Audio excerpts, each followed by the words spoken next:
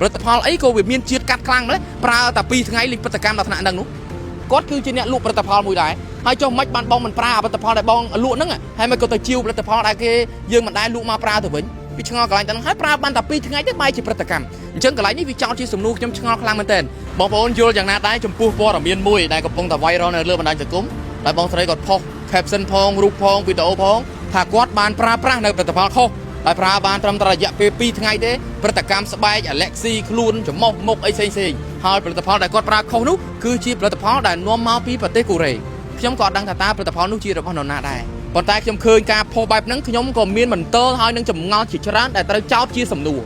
ទីមួយខ្ញុំចង់សួរថាតើកន្លងមកបងមានដែរទៅពិគ្រោះយោបល់នៅកន្លែងពេទ្យដែរអត់ថាតើកន្លងមកហ្នឹងបងធ្លាប់ប្រើប្រាស់នៅផលិតផលអីខ្លះលើរូបរាងកាយបងមុខបងនិយាយថាសពមកតួរាងកាយពេលខ្លះបងវាអាចនឹងរូបរាងកាយបងនេះវាព្រឹត្តិកម្មដោយសារតែការយើងប្រើផលិតផលចម្រុះចូលក្នុងខ្លួនយើងហើយអ្វីដែលខ្ញុំឃើញមួយទៀតនៅលើបណ្ដាញសង្គមបងដូចជាគាត់គឺជាអ្នកលក់ផលិតផលមួយដែរហើយចុះមិនបានបងមិនប្រើផលិតផលដែលបងលក់ហ្នឹងហើយមិនក៏ទៅជីវផលិតផលដែលគេយើងមិនដែលលក់មកប្រើទៅវិញពីឆ្ងល់កន្លែងទៅហ្នឹងហើយប្រើបានតែ2ថ្ងៃទេបែរជាព្រឹត្តិកម្មអញ្ចឹងកន្លែងនេះវាចោទជាសំណួរខ្ញុំឆ្ងល់ខ្លាំងមែនទែនផលិតផលអីក៏វាមានជាតិកាត់ខ្លាំងម្ល៉េះប្រើតែ2ថ្ងៃលេងព្រឹត្តិកម្មដល់ថ្នាក់ហ្នឹងនោះ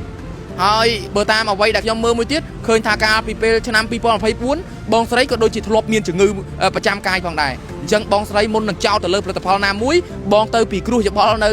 គ្រូពេទ្យឲ្យបានច្បាស់សិនណាបងកុំចោទតែប្រេះតែប្រាស់អញ្ចឹងវាអាចនឹងប៉ះពាល់ទៅដល់ការរកស៊ីរបស់គេខ្ញុំអត់កាន់ជើងណាទេខ្ញុំមានតែអាណិតទៅលើបងស្រីវិញនៅពេលដែលឃើញបងស្រីជួបរឿងរ៉ាវបែបហ្នឹងហើយប្រកាសការពារប្រាប់ទៅដល់បងប្អូនដទៃទៀតសូមឲ្យបង្កើនការប្រុងប្រយ័ត្នរាល់ការប្រើផលិតផលនានាជៀសវាងការជួបរឿងរ៉ាវដូចបងស្រីប៉ុន្តែការចោទប្រកាន់ឬក៏រឿងណាមួយខ្ញុំមិនគាំទ្រដាច់ខាតព្រោះរឿងអីក៏ដោយយើងត្រូវតែមានភាពសុក្រិតនិងយុត្តិធម៌ហើយពាក់ព័ន្ធជាមួយនឹងការរកស៊ីខ្ញុំជឿជាក់ថាវាជាធម្មតាទេអ្នកដែលរកស៊ីដូចគ្នាវាតែងតែមានគំនិតមួយចង់ខ្វែងចង់បែងគំនិតគ្នាហើយអ្នកខ្លះទៅក៏មានគំនិតខលខូចក៏ប្រើយុទ្ធសាស្ត្រថោកទាបអីផ្សេងៗអញ្ចឹងទៅប៉ុន្តែប្រសិនបើអ្នកគេមានសមត្ថភាពពិតប្រាកដគេមិនបាច់ប្រើយុទ្ធសាស្ត្រណាមួយដែលស្មោកគ្រោកទេគេប្រឹងប្រែងធ្វើឲ្យផលិតផលខ្លួនឯងល្អទៅក៏វាបានហើយអញ្ចឹងត្រង់ចំណុចហ្នឹងខ្ញុំស្នើសុំម្ដងទៀតទៅដល់បងស្រីសូមបងអញ្ជើញទៅពិគ្រោះយោបល់នៅខាងក្រុមគ្រូពេទ្យសិនទៅថាតើលោកផ្ដល់នៅអរិញអាការៈបងហ្នឹងថាមកពីអីឲ្យពិតប្រាកដហើយចាំបងសន្និដ្ឋានឲ្យបង្ហោះលើបណ្ដាញសង្គមបើមិនអញ្ចឹងទេបងអាចនឹងមានការប៉ះពាល់ហើយនឹងរីករាលដាលកាន់តែធំណាបងបញ្ហានេះមិនធម្មតាទេណាការដែលប្រើប្រាស់ផលិតផលខុសនេះ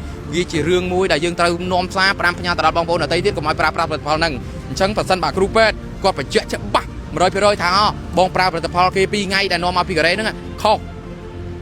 បងប្រកាសសាធារណៈទៅនោះខាងជំនាញខាងក្រសួងសុខាភិបាលគេនឹងធ្វើការចុះទៅបិទឬមួយក៏ចុះស្រាវជ្រាវចុះសិក្សាបន្ថែមហើយតែសំបងកុំស្មានហើយកុំព្រាវហើយកុំយល់ឃើញថា